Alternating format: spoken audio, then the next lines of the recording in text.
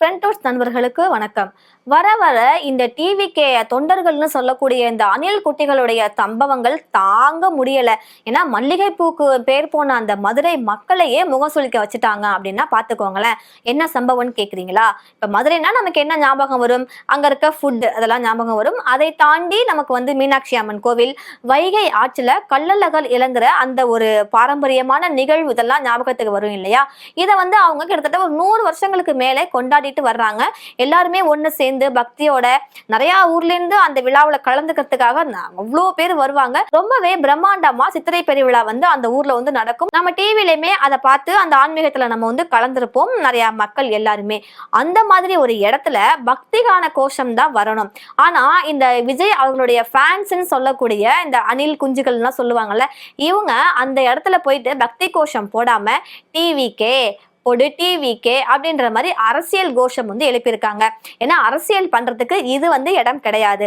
Almost election முடிஞ்சிடுச்சு, அவ்வளவுதான். அதுக்கப்புறம் ரிசல்ட்டுக்காக தான் நம்ம வந்து வெயிட் பண்ணிட்டு இருக்கோம். கருத்து கணிப்பு எந்த மாதிரி இருந்தாலும் இவங்க ஒரு பக்கம் வந்து கேலண்டர்ல வந்து விஜய் தான் முதல்வர் அப்படின்ற மாதிரி அலப்பறையை போட்டுக்கிட்டு இருக்கிறாங்க. இன்னொரு பக்கம் வந்து எதுல இவர் சைன் போடுவாரு, எந்த ஃபைல்ல வச்சு சைன் போடுவாரு அப்படின்ற மாதிரி விவாதிச்சுட்டு இருக்காங்க.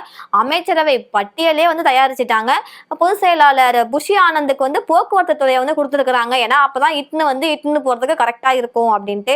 சோ இதெல்லாம் நான் இப்ப ஏன் சொல்றேன் அப்படின்னா, ஒரு பக்தியா கலந்துக்கக்கூடிய நிகழ்ச்சியில அங்க இருக்க பொதுமக்களுக்கு மத்தியில இந்த டிவிகே தொண்டர்கள் வந்து போட்ட அந்த கோஷம் வந்து மதுரை மக்களை வந்து ரொம்பவே முகம் சுளிக்க வச்சிருக்கு. ஏண்டா தியேட்டர்ல கத்துனீங்க, ரோட்ல கத்துனீங்க, டூரிஸ்ட் பிளேஸ்ல கத்துனீங்க, எங்க பார்த்தாலும் கத்துனீங்க, அடுத்து கோயிலுக்குள்ளேயும் வந்துட்டீங்களாடா, அந்த கடவுளே உங்களெல்லாம் வந்து மன்னிக்காதடா, ஏன்டா இப்படி படுத்துறீங்க, சாமியாவது கொஞ்சம் நிம்மதியா கும்பிட விடுங்கடா அப்படின்ற மாதிரி மதுரை மக்கள்லாம் வந்து ரொம்பவே முகம் சுளிக்கிற மாதிரி நடந்து வச்சிருக்கிறாங்க டிவிகே நிர்வாகிகள். ஆனா தலைவர் விஜய் அவர்களோ இதை பத்தி எந்த ஒரு அறிவிப்புமே வெளியிடல. தன்னோட ரசிகர்கள் வந்து அவரை அடக்கவே இல்லை. இந்த மாதிரி பண்ணாதீங்க, பொது இடங்கள்ல இது மாதிரி அடுத்தவங்களுக்கு தொந்தரவு தரக்கூடிய கோஷங்கள்லாம் எழுப்பாதீங்க அப்படின்ற மாதிரி அவர் எந்த ஒரு பாடமும் வந்து கற்பிக்கல, எந்த அறிக்கையுமே விடல. இந்த பக்கம் பாத்தீங்க அப்படிங்கன்னா நடிகர் ஏகே அஜித் குமார் அவங்களுடைய பிறந்த நாள் அதெல்லாம் கல்யாண நாள் எல்லாமே கொண்டாடுறாங்க. நம்ம வந்து பார்த்துக்கிட்டு தான் இருக்கோம். எல்லாத்துக்கும் மேல அவருக்கு பிடிச்ச அந்த ரேசிங் அந்த ஒரு பேஷன் அவர் சூஸ் பண்ணி அதுல வந்து ஜெயிச்சிட்டு இருக்காரு. ரொம்பவே மாசா கிளாஸா எல்லாமே பண்ணிட்டு இருக்காரு அப்படின்ற மாதிரி சொல்லலாம். இப்ப லாஸ்ட் இயர்ல கேரளால ஐயப்பன் கோவில்ல கடவுளே அஜித்தே அப்படின்ற கோஷம் வந்து அங்க இருக்க பக்தர்கள் வந்து எழுப்புனாங்க.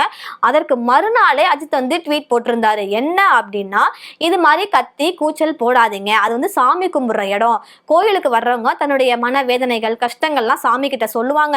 நீங்க அந்த இடத்துல போயிட்டு இது மாதிரி சொன்னீங்கன்னா இது மத்தவங்களுக்கு வந்து டிஸ்டர்ப் ஆகும். ரெண்டாவது எனக்கு வந்து இதுல இஷ்டம் கிடையாது. நீங்க வந்து என்ன ஏகேன்னு சொல்லுங்க, இல்ல அஜித் குமார்னு சொல்லுங்க. இந்த தலை கடவுளே அஜித்தே இது மாதிரி பேர்லாம் எனக்கு வேண்டாம் அப்படின்ற மாதிரி ரொம்பவே அழகா அவர் அந்த மெசேஜை வந்து ரசிகர்களுக்கு வந்து கடத்தி இருந்தாரு. அதை வந்து அவங்களுடைய ஃபேன்ஸும் ஃபாலோ பண்ணாங்க. அதற்கப்புறம் எந்த இடத்துலயுமே கடவுளே அஜித்தே அப்படின்ற கோஷம் வந்து வரவே இல்லைன்னா பாத்துக்கோங்களேன். இப்ப ரீசெண்டா பாத்தீங்கன்னா நடிகர் பார்த்திபன் அவங்க கூட 2 பேரையும் கம்பேர் பண்ணி ஒரு விஷயம் சொல்லியிருந்தாங்க. அதாவது நடிகர் அஜித் அவங்க ரசிகர்களை வந்து கட்டுப்பாட்டோட வாழணும், கட்டுப்பாட்டோட இருக்கணும்ன்ற மாதிரி கத்து கொடுத்திருக்காரு. நான் ஒரு நிகழ்வுல வந்து அஜித்தை வந்து பார்த்தேன். அப்ப வந்து ரசிகர்கள் எல்லாருமே வந்து கத்த ஆரம்பிச்சுட்டாங்க. ஆனா அவரோ அமைதியா அவர் போட்ட ஜர்கினை இழுப்புல கட்டிட்டு அமைதியா, என் ரசிகர்கள் எல்லாருமே வந்து ஒழுக்கமானவர்கள், பொதுமக்களுக்கு இடையூறு கொடுக்க மாட்டாங்கன்னு நான் நம்புறேன், என் பேச்சுக்கு அவங்க கட்டுப்படுவாங்க நான் நம்புறேன் அப்படின்ற ஒரு வார்த்தை தான் சொன்னாரு. ரசிகர்கள் எல்லாருமே வந்து அந்த வார்த்தையை வந்து அடக்கிட்டாங்க. எல்லாருமே அமைதியை ஏற்படுத்திட்டாங்க. இது எனக்கு பார்க்கும்போது ரொம்ப ஆச்சரியமா இருந்துச்சு அப்படின்ற மாதிரி பார்த்திபன் சார் சொன்னாரு. இந்த பக்கம் பார்த்தா நம்மளே பார்த்திருக்கோம். ஏர்போர்ட்ல வந்து அஜித் சார் வந்து உஷ் அப்படின்னு சொன்னோன்னே ரசிகர்கள் எல்லாருமே வந்து அமைதி ஆயிட்டாங்க. அவர் வந்து மிரட்டி இருந்தாரு. இது வந்து பொது இடம், இங்க வந்து நியூசன்ஸ் ஏற்படுத்துற மாதிரி எதுவும் பண்ணாதீங்கன்ற மாதிரி அவர் பார்வையிலேயே சொன்னாரு. அவர் குடும்பம், அவருடைய ரேஸ், அவருடைய வெற்றி அதை நோக்கி பயணிச்சிட்டு இருக்காரு. சினிமாவிலையும் அவரு உச்ச நடிகர் தான், அதை பத்தி நம்ம சொல்லணும் அப்படின்ற அவசியமே இல்லை. எவ்வளவோ வெற்றி படங்களை வந்து அவர் கொடுத்திருக்காரு. இத்தனைக்கும் அவர் உடம்புல ஆபரேஷன் பண்ணாத இடங்களே இல்லை அப்படின்ற மாதிரி சொல்லலாம். ஒரு ரியல் ஹீரோ அப்படின்னா handsome man one and only Ajith அவர் தான் வந்து சொல்லணும். அதே மாதிரி பார்த்திபன் சார் விஜயை பத்தி பேசும்போது என்ன சொன்னாரு அப்படின்னா, அரசியல்வாதிகளா இருக்கட்டும் இல்ல உச்ச நடிகர்களா இருக்கட்டும், இப்ப அரசியல்வாதினா தொண்டர், உச்ச நடிகர்னா ரசிகர். ஸோ ஆக மொத்தம் மக்கள் தான். அவங்களுக்கு பேர் வந்து இங்க தொண்டர், இங்க மக்கள். இவங்க 2 பேருமே வந்து மக்களை ஒரு முட்டாளா இருக்கணும்னு தான் நினைப்பாங்க. ஏன்னா மக்கள் முட்டாளா இருக்கிற வரைக்கும் தான் இவங்களுக்கு வந்து விசில் அடிப்பாங்க, இவங்க வந்தா கத்துவாங்க, ஆரவாரம் பண்ணுவாங்க, பைத்தியக்காரத்தனமான வேலைகள், கோமாளித்தனமான வேலைகள்லாம் நிறைய பண்ணுவாங்க. அதனால அரசியல்வாதிகளாக இருந்தாலும் சரி, நடிகர்கள்ல உச்சத்துல இருந்தாலும் சரி, அவங்க தன் ரசிகர்களையோ மக்களையோ வந்து அவங்க அறிவா இருக்கணும், டீசெண்டா நடந்துக்கணும். ஒரு பப்ளிக் பிளேஸ்ல நியூசன்ஸ் தர்ற மாதிரி, அடுத்தவங்களுக்கு தொல்லை தர்ற மாதிரி ஒரு விஷயத்த செய்யக்கூடாதுன்னு நினைப்பாங்க அப்படின்ற மாதிரி அவர் பேசினாரு. நிருபர் உடனே குறுக்கிட்டு, அப்ப நீங்க உச்ச நடிகர்னு யாரை நீங்க மென்ஷன் பண்றீங்க, ரஜினியா இல்ல விஜயா அப்படின்னு கேட்கும்போது, ஆமா நான் விஜய் தம்பி அவரை தான் நான் சொல்றேன். ஏன்னா அவர் ரசிகர்கள் வந்து எந்த மாதிரி எல்லாம் பேசுறாங்கன்னு நம்ம 4 மாசமா நம்ம கேட்டுக்கிட்டு தான் வர்றோம், நம்ம பார்த்துக்கிட்டு தான் இருக்கிறோம். த்ரிஷா விஜய் இவங்களோட சர்ச்சையே எடுத்துக்கோங்களேன்.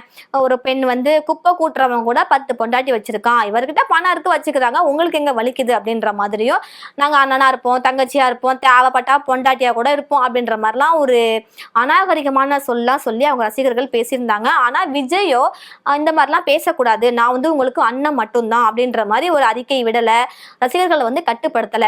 ரசிகர்கள் வந்து என்ன வேணா பண்ணிக்கலாம், நம்ம போகும்போது வண்டி பின்னால வரணும், அவங்க உளுந்து சாவணும், கூட்டத்துல நசுங்கி அவங்க சாவணும், நம்ம பேர் தான் அங்க வந்து பிராண்டா இருக்கணும், நான் வந்தா இவ்வளவு கூட்டம் கூடுது, செத்தாலும் பரவாயில்லன்னு இவ்வளவு மக்கள் எனக்காக வர்றாங்க அப்படின்ற பேர் வரணுன்ற மாதிரி தான் அவர் நடந்துக்கிறாரு.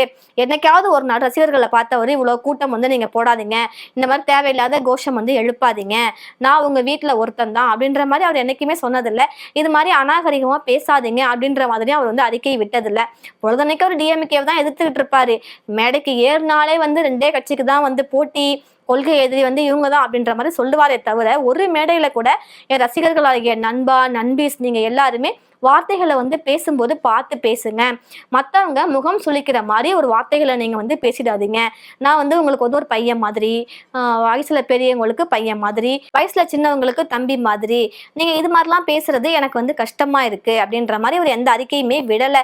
என்னைக்குமே வந்து அவருடைய ஃபேன்ஸுக்கு வந்து அந்த அணில் குட்டி அப்படின்ற பேரு நிரந்தரமா இருக்கணும்ன்ற மாதிரி அவர் நினைக்கிறாரு. அவங்க எல்லாருமே முட்டாள்களா இருந்துகிட்டு, ஏன்னா அரசியலோ சித்தாந்தமோ கொள்கையோ தொகுதியோ அது எதுவுமே அவங்களுக்கு தெரியாது. விஜயா டிவிகே, அடுத்து சின்னம்மா விசில், அது யார் அங்க இந்த கட்சியில நிக்கிறாங்க, அவங்க இதுக்கு முன்னாடி என்ன தொழில் பண்ணாங்க, அவங்களுடைய பேக்ரவுண்ட் என்ன எதுவுமே விசாரிக்க மாட்டாங்க. ஏன்னா விஜய் அவர்களுமே சத்தியவானா பார்த்து நிப்பாட்டல. ஏன்னா லாட்ரி நமக்கு தெரியும், நான் யாரை சொல்றேன்னு உங்களுக்கே தெரியும். அதற்கப்புறம் ஊழல் பண்ணவங்க அவங்களெல்லாம் பக்கத்திலே வச்சிருக்காரு. கஞ்சா கேஸ்ல வந்து ஜெயிலுக்கு போயிட்டு வந்தாங்கல்ல, அவங்களெல்லாம் வந்து கூட தொகுதியில வந்து வேட்பாளராக நிப்பாட்டி இருக்காரு. தன்னுடைய டிரைவருடைய மகன் அப்படின்ற ஒரே காரணத்தினால அவருக்கு ஒரு சீட்டு இருந்தா வச்சுக்கோ அப்படின்ற மாதிரி கொடுத்துருக்காரு. அவங்க அரசியல் தெரியுமா, உண்மையிலே அவங்க ஜெயிச்சிட்டாங்க அப்படின்னா தொகுதிக்கு ஏதாவது நல்லது செய்வாங்களா, அதெல்லாம் வந்து அவர் யோசிக்கல. குற்றவாளிகளுக்கு சீட்டு அவர் கொடுத்திருக்காரு அப்படின்ற பேர் வந்து நிறைய அடிபட்டுச்சு. தன்னுடைய தொண்டர்கள் ரசிகர்களை அவர் வந்து அரசியல் படுத்தவே இல்லை, அமைதிப்படுத்தவும் இல்லை. நீங்க என்ன மாதிரி கத்திக்கிட்டே கடங்க, கத்தி கத்தி நீங்க சாவுங்க, நான் நல்லா இருந்தா போதும் அப்படின்ற மாதிரி தான் இருக்காரு. ஆனா அஜித் வந்து அப்படி கிடையாது. ஸோ இப்படிலாம் இருக்கும்போது கொடைக்கானல்ல கூட ரீசெண்டா ஒரு நியூஸ் வந்தது. ஏன்னா விஜய் ரசிகர்கள் எல்லாருமே போற வண்டி எல்லாம் மறிச்சு டிவிகேன்னு கத்திக்கிட்டு சரக்கு அடிச்சுட்டு போதையில வந்து கத்துனாங்க. ஏன்னா டூருக்கு போறவங்க வந்து ஒரு லீவ்ல வந்து போவாங்க. இப்ப வெயிலுடைய தாக்கம் வந்து அதிகமா இருக்கிறதுனால கொடைக்கானல் ஊட்டி இது மாதிரி பிளேஸ்க்கு போயிட்டு அங்க ரிலாக்ஸா இருந்துட்டு வருவாங்க. வருஷத்துல 11 மாசம் உழைக்கிறவங்க இந்த ஏப்ரல் மே இந்த மந்த்ல தான் டூர் போவாங்க, ஃபேமிலி கூட டைம் ஸ்பெண்ட் பண்ணுவாங்க.